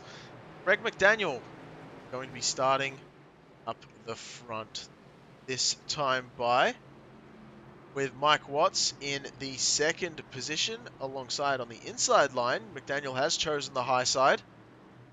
Josh Robinson, Dale Copeland in the third and fourth spots with Tom Ogle, Josh Robinson's teammate, on that high side, perhaps giving him a shove at the start with the Joey Buscemi 56 machine starting in the third row alongside Ogle. So it's not so much a question of who's come down when for a pit stop at this point, because I'm sure I don't need to tell you for you to have thought about it. With only 30 laps, less than 30 laps to go, every single driver on the lead lap has come down pit road. Green, green, green. And we go to the green flag once again. So here we go. Greg McDaniel with a nice jump out front of Team Miata. And Ogle, as we said, getting very close to Robinson. Not close enough to push him as much as I'm sure Robinson wanted. Mike Watts with the low side line. Interesting to see that McDaniel chose that high side. I thought this might be the case with Mike Watts making that low side pass very early on, as the Poltergeists are back with a vengeance right now. Really sorting themselves out eventually, I think, as a bit of a slide job, bit of a contact between Mike Watts and Greg McDaniel. They contact again down the straight, and again, and there's a huge crash right in front of the entire field. That is going to be absolutely disastrous for everyone, as the Poltergeists strike as well. Pandemonium. Jonathan Thier involved. Everyone's involved. Brian Lindsay, Dustin Martinson, Lee Warsdell, Michael Mueller, Victor Lane, no. Greg McDaniel and Mike Watts, as we know, were involved. Oh boy. Jeremy Mayo telling us someone was in the wall mid-pack. I think... Where's that meme of Elmo in the fire? Chaos. As that seemed to be exactly what happened there. Mike Watts and Greg McDaniel, no one's going to give the massive winner in Josh Robinson there. And looked like Dale Copeland copped a tad bit of it, and just a massive amount of poltergeisting happening. It's so hard to tell who was involved, as everyone is blipping all over the place.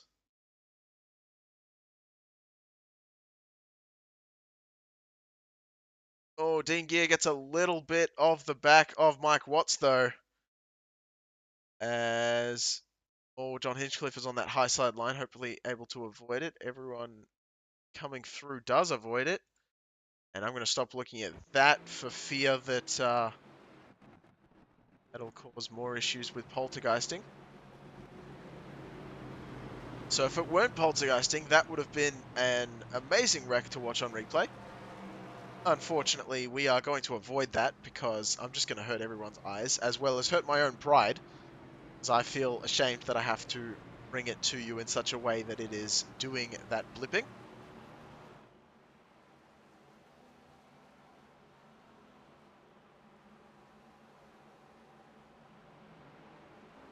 Gavin, hashtag content. But I love it. Jim Smith, nice reactions. Jeremy Mayo. 3 Miatas in the top 5. I wouldn't have thought. 2 non-Miatas causing the big one. Certainly it was the big one. Oh, we had a wreck on lap 1. And it wasn't anywhere near as big as that.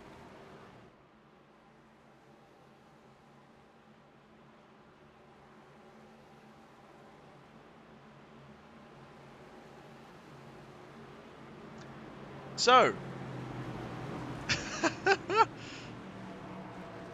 all that's sorted out.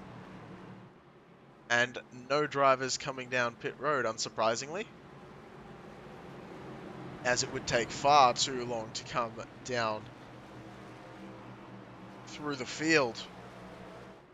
New tyres are definitely a huge advantage, making up about half a second a lap. Probably around about by the time we get close, about 10 to go, but that's not going to be enough, anywhere near enough, to offset the position you will be in when you find yourself. Yeah. Backman CT, I do believe if I could go back, I would have started this. If I'd known that this would be an issue, as it wasn't before we started broadcasting, which is also what leads me to believe that it could be an internet connection issue on my behalf. But yes, I wish I would have started it with a seizure warning. Unfortunately, that's not really a thing I can go back and fix. But we only have 24 laps to go, and we are trying our best to keep it poltergeist free at this point.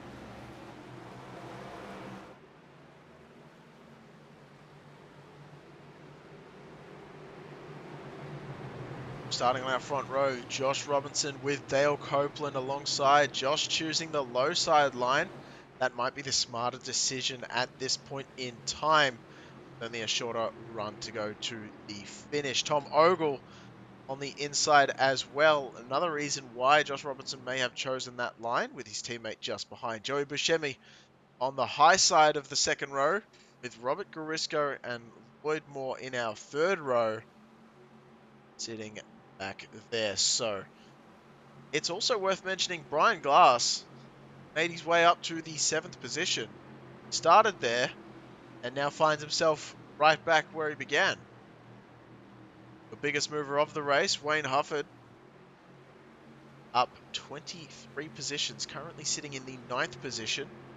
And we have seen him up the front already in this race, so we know he has the speed to make something happen as we get ready to see just what that something is.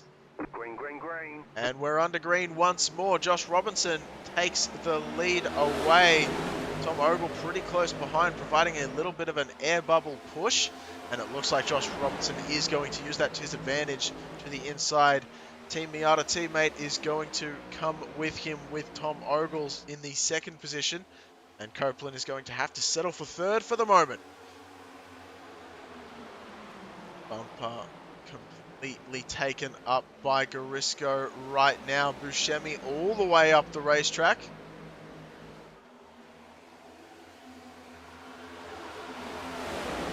And it looks like a majority of the field single file until you get to Shane Wiseman in the 10th position. As I say that, Brian Glass making a move on Wayne Hufford, trying something for the 6th place spot. I think I said Wayne Hufford, who is just behind. There's also Joey Buscemi involved in this one.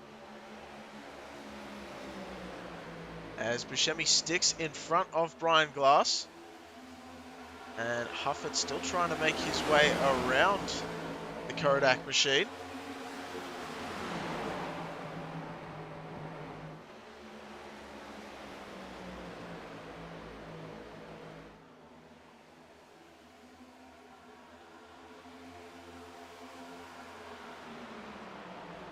Caution, yellow flag. And looky what we have here. A caution once again. And it seems like every time there's a caution, as well as pit stops, that's what brings the poltergeist out. So that's interesting. And we have got the report just in. Patrick Martindale, Jonathan Green, Larry Corey, unfortunately involved in another one.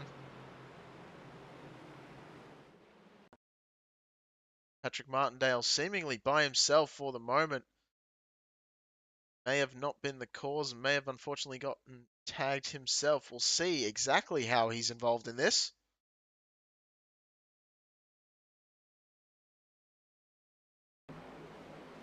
It's happened right in front of him. Oh! Well, that was...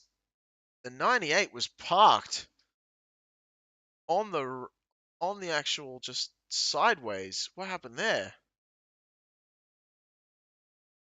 So, trying to find...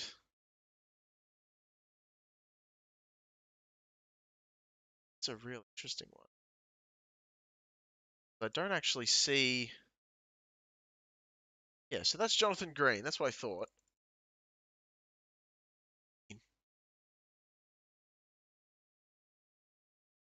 Okay. Oh, he went for a massive spin from the look of it. Oh no, the 74 machine.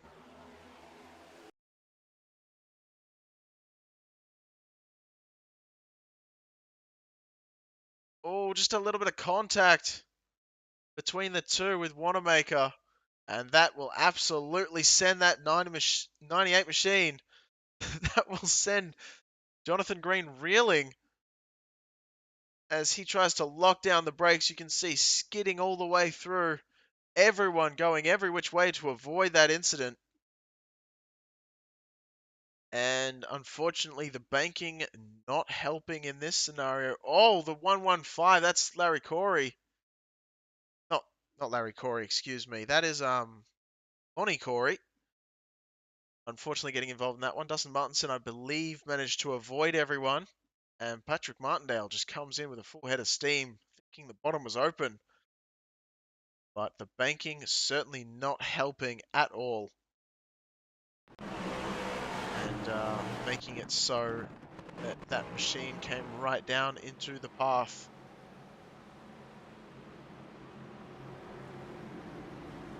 Of the aforementioned driver.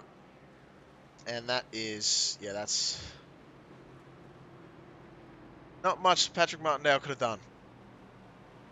Really, I've been in that situation before. It's very difficult to judge. You think a car's going to stay where they are, then the banking has other ideas, and they come back down and just right into the path. Nowhere to go. Not surprised that one brought out a caution either.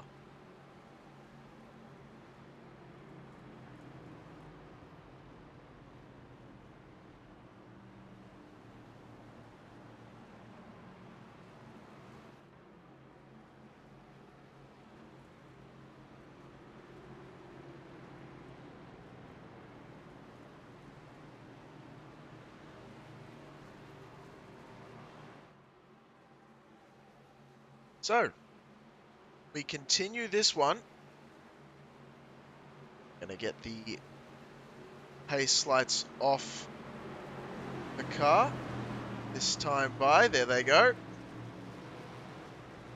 15 to go with our 6th caution of the night. So, Josh Robinson, Tom Ogle, the two teammates, going to be starting 1 and 2. Now Copeland with Briscoe Garisco starting in the 2nd row. And Joey Buscemi with Brian Glass in the 3rd row. Wayne Hufford still your biggest mover in the 7th position, up 25 now as he's made his way up 2 spots since the last restart. We will see how this one develops as the spice continues to rise. It gets heated out on track.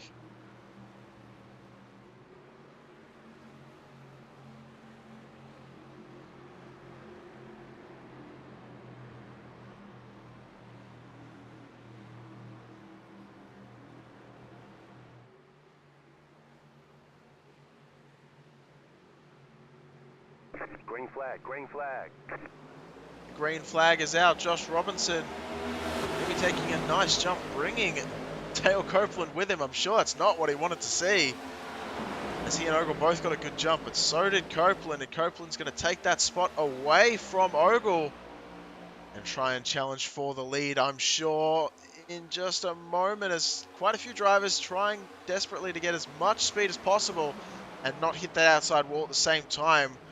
Briscoe was certainly one of them. Brian Glass, look at the send to the outside line, seeming to carry so much speed, so much more than Buscemi on the inside, and able to take that spot away just narrowly at the start-finish straight.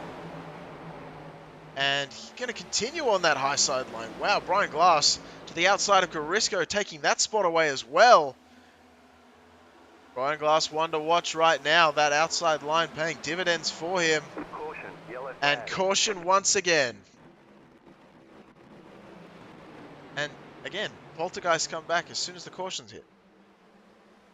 But that is certainly something. Cautions, what's the phrase? Cautions breed cautions. And it looks like this may be a John Hinchcliffe incident. Now, he was running very, very well at the start of this race and just gets loose all on his lonesome. Tries to keep it underneath him. Yes, does get hit by, I believe that is the 81 machine. And Schrader is in there as well in the 12. Thankfully, the other two drivers not spinning out or causing any more sort of damage. Yeah, so that was definitely involving John Hinchcliffe, and no, that was 81. Chris Bates. And Chris Bates was not there. So trying to remember. It's go back. We'll go back and look this one time.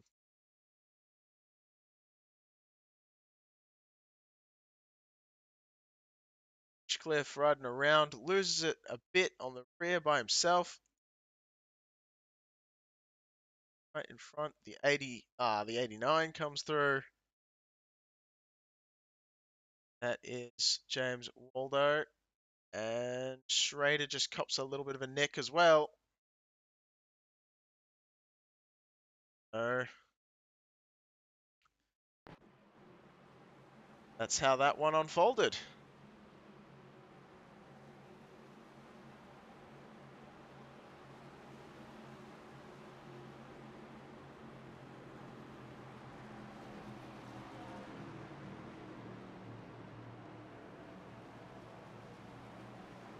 So shades of last week, playoff mindset, and a little bit of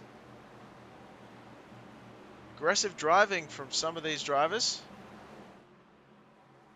has resulted in them maybe losing out in the rear just a tad, or being in unfortunate circumstance. So interesting that you see the pace car go underneath the line there onto the apron. It's almost like the pace car is teasing the NASCAR drivers, saying, nah, nah, nah, nah, nah, you can't go down there. Look, I can. Not very nice of him. We're going to have a talk to Bobby, who's driving tonight's pace car. Talk to him after the race and ask him what he was thinking. Don't tease the drivers like that. But for the moment, Josh Robinson starting up front once again. Dale Copeland this time is going to be alongside. Shades of a restart, a couple of yellow flags ago. Tom Ogle in the third position. That's almost going to mean Josh Robinson wants to start on the low side once again, having his teammate behind, potentially providing a little bit of a push. Brian Glass in the fourth place spot. He'll be on that high side, which he was using to absolute perfection at the restart last caution. So we'll see if he can continue to do so with that. And Robert Garisco with Joey Buscemi, our third row. Our fourth row consisting of Shane Wiseman and Wayne Hufford, with Lloyd Moore and Courtney Nelson rounding out our top 10.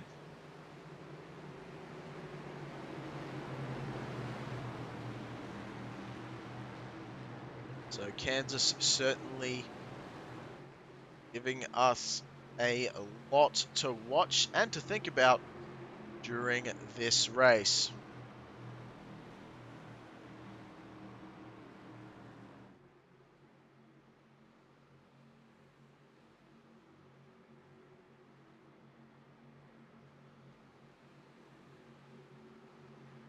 Next week, don't forget to join us as we go to Bristol Motor Speedway.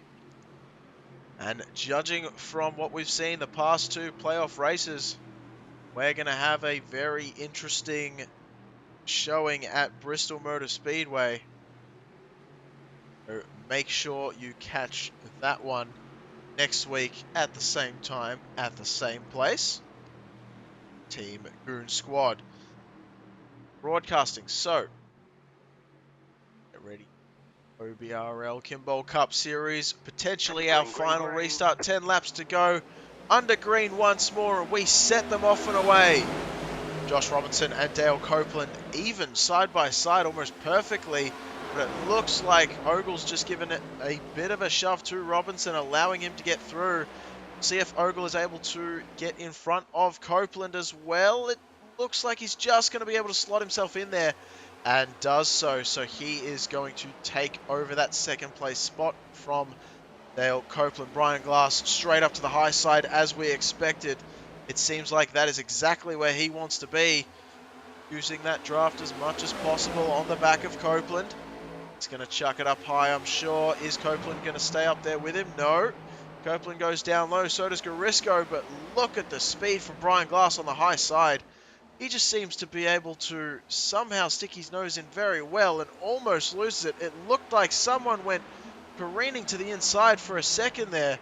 I'm not sure exactly if I saw that wrong, but it certainly looked interesting. Anyway, we stay green for the moment as we are too wide, very, very far back in the pack, but Brian Glass still the one to watch as he is on the high side, almost splitting it 3 wide. Goes Robert Garisco to the inside, and Dale Copeland is not having any of that, blocking it down away from him. Brian Glass tapping the wall a little bit on the outside, but still staying up in the 3rd position and going very, very high.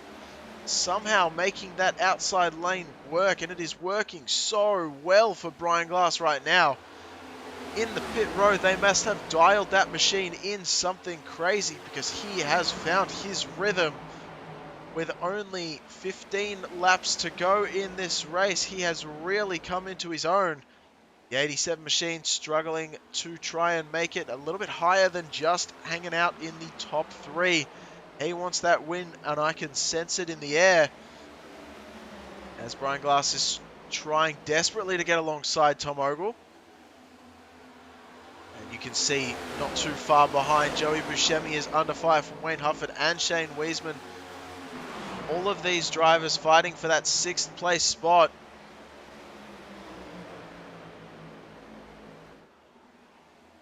And Hufford gets into the wall. Thankfully, Wiesman was not close enough to get a little bit. I thought that was potentially another caution-inducing moment, but it was not, as there was a little bit more room between Wiesman and Hufford than I thought there was going to be. 4 laps to go.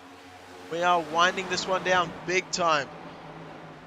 Glass not as high as he was earlier on. It looks like Hufford was way up on the racetrack. So is Buscemi, split 3 wide down the middle.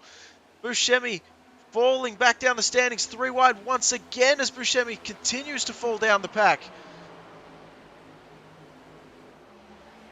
So Buscemi falls all the way from 6th place down into the 11th position.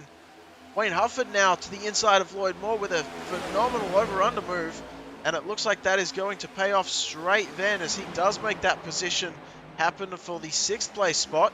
Brian Glass has fallen back a little bit from the leaders at this point. Dale Copeland on the inside line trying to make something happen. It looked like Garisco had a run but hit the outside wall. And Garisco is still trying to find a way through as Copeland and Glass continue to block the track in front. It is all Robinson at the head of the field right now. And if the teammates want to work together, Josh Robinson will stay in the lead to guarantee his way into the round of 10, as Ogle has already guaranteed his spot last week. And it looks like that may be the case, whether they're trying to do it or not, as they've still got 1 more lap to go. Ogle drops back ever so slightly from Josh Robinson. Brian Glass trying to find a way through again. Garisco and Copeland getting very close together. As the white flag is out. Good on you, Barney, showing us the white flag. 1 more lap to go. Barney, the flagman, signaling it, as there will not be any more cautions. Dale Copeland, Robert Garisco still side by side. Garisco sending a massive amount of speed. Still trying to work his way into the 4th position. Both these drivers in the chase playoffs at the moment. It could be a big thing. Ogle sitting up on the high side to block Brian Glass's run. Glass gets a little bit loose. Garisco gets a little bit loose. But Robinson takes the lead. Ogle in 2nd. Glass in 3rd. Copeland in 4th. And Garisco sitting in the top 5.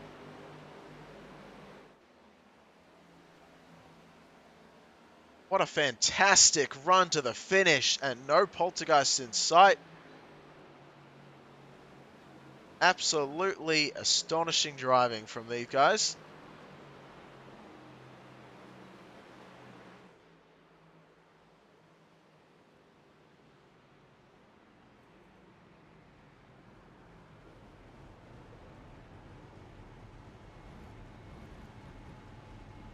Phenomenal drive from these drivers. as we look at our official results. Josh Robinson, Tom Ogle, Brian Glass, your top three. Dale Copeland, Robert Garisco, Lloyd Moore, Shane Wiesman, Wayne Hufford, Alan Wanamaker, and Courtney Nelson. Rounding out your top 10, I will let the results scroll through as always as we prepare for driver interviews.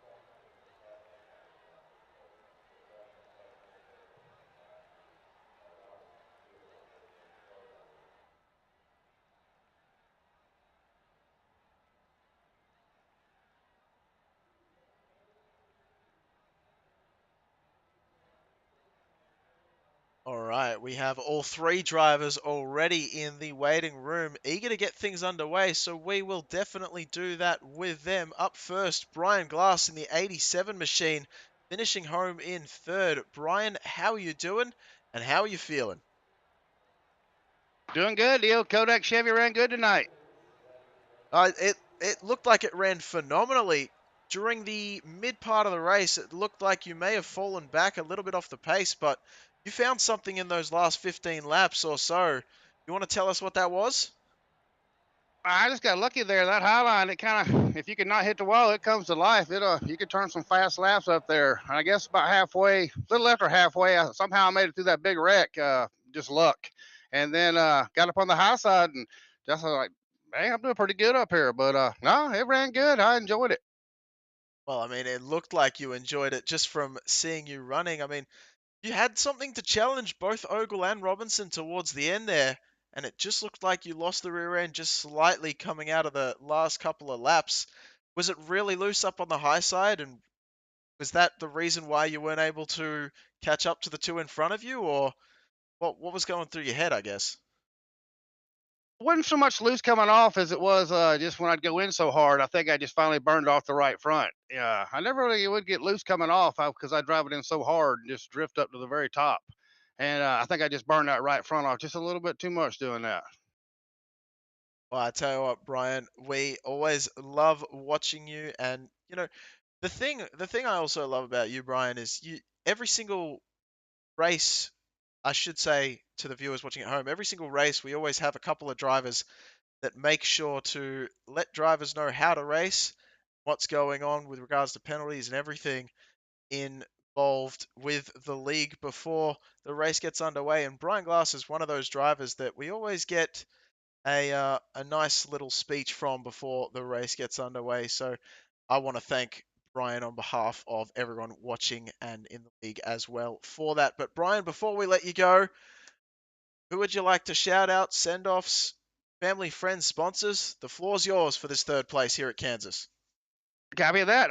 Yeah, my wife, family for letting me do it, but most for all the guys that race with and all the viewers that watch this. It's for you guys. That's why we're out here doing it. You know, we have a good time doing it, and when you get a crowd watching, it makes you drive different. All right, well, sounds good, Brian. We will catch you later. Have a good one, and good luck for races upcoming. I appreciate it, man. Thanks to OBRL and all y'all do up there in the booth. Y'all have a good night. You too, Brian. All right, that was Brian Glass in our third position. Up next, finishing in second, Tom Ogle, the man we always love to talk to. Tom Ogle finishing in second. How was that race from your perspective? It was something. It was a wild one. It started off pretty calm, and then it just got pretty wild. I just couldn't find any speed in practice, and then qualifying, I just qualified bad, so I was just kind of riding. I'd kind of bit of a rough week as far as like incidents and stuff. So I just kind of needed like a calm, incident-free race. Well, I tell you what, Ogle, this almost seemed like shades of last week in a way, where you're kind of up front, but it seems like everyone kind of has their own wrecks and you just avoid it all and just find yourself up front even further, I guess. Considering Well, you, so that yeah. the first caution, I gained a ton of spots. I'm not even sure how. Uh, and then when Greg and Mike Watts got together, that put me like top 3 then. And then I honestly thought Brian Glass was going to get us because he was flying on the top. I started trying up there and I couldn't do it. I told Josh he was going to get us, but he I burnt up his stuff a little quick. But Brian's always really fast. Yeah, it was really good racing to see. I was kind of hoping, I'm not going to lie, I was kind of hoping that Brian would challenge you pretty hard, tooth and nail, for that second place spot and maybe get up to I Josh as well. And I was wondering, I thought it was going to. yeah, well, I was wondering if you had a bit of team orders going on. I know you and Josh have said before No, that never, never, you don't ever. work too much with team orders, but No, it's like I wanted to win. Like I was planning on passing Josh, but also Brian was so fast on the top that I thought about. So I went up there and tried it. And I wasn't fast, and it burnt up his stuff. But we never ever have team orders. Like we race each other closer and harder than we race other people. Actually, we just trust each other. I get tired of racing him just because I'm constantly around him. yeah, But he's one of my best friends in real life. You know what I mean? But we've wrecked each other. We've been mad at each other. We we've had our moments, but we don't have any team orders. And I was glad Copeland was up front. He had a good night too. Uh, it was a tough race. There was a lot of incidents. It was a tough track. oh, it was Once they're multi groove and guys like on the bottom and slide up to the top and vice versa, it gets rough. Then guys throw some blocks and stuff. Next thing you know, you got a couple cautions. yeah, well, that's that's pretty much exactly what happened. I couldn't have said it any better myself, Tom. That's a good way to sum it up. But look, we will let you go. And Okay. before we do that, anyone you'd like to shout out, friends, family, sponsors? Second place, that ain't bad. No, and listen, I'll take it after everything that happened in front of me. Uh, my teammates, Josh, Brian Lynch, Dale Copeland, Hinch, Kevin Strandberg, we just have a good time in our chat. Dwayne and all the guys, Dwayne and Victor that put the league on, they do a great job. They just the amount of work they put into this thing just so we can come out here and screw around. Uh, I didn't have a story tonight. I apologize to everyone, but my wife has a ton of her college friends in town and they were at my house and she begged me not to tell one. Oh, that's a bit of a shame. They can hear me and I don't know. It's just they're already probably wondering why she married me. That might seal my fate. Convince her you could do better. They could convince her after they heard one of those things. Oh man. Well, I'm sure I'm not alone in saying that I missed the little speech that we usually have. But hey, fair enough. Yes, but thank you for broadcasting it too. You do a great job. I really enjoy watching it back. And have a good night, sir. I appreciate that, Tom. Yeah, you're gonna already made me blush, so thanks for that. But I will see you later, and good luck in the upcoming races, and especially in the round of Yep. 10 when we come to it, because I know you're locked in. Listen, Bristol is next week. Oh yeah. I love Bristol. That is my favorite track. All right. Well, I So guess we'll I'll see how you do, especially considering the last yes. couple of races. Go BRL, Yes, but exactly. yeah. All right. Well, there you Yep. go, But Tom. all right. Hey, thank you. Yep. Talk to you later. Bye bye. All right. That was Tom Ogle, a man that often I can talk with for just seemingly forever. And we will always have good conversations. But up next, your man, your myth, and your legend, Josh Robinson in the 23 machine up the front. Man, that race must have been absolutely chaos for you because you found yourself starting with an EOL all the way at the back, worked your way towards the front, and then all of a sudden seas parted and you found yourself in first. Yeah, I always say it is better to be lucky than it is to be good.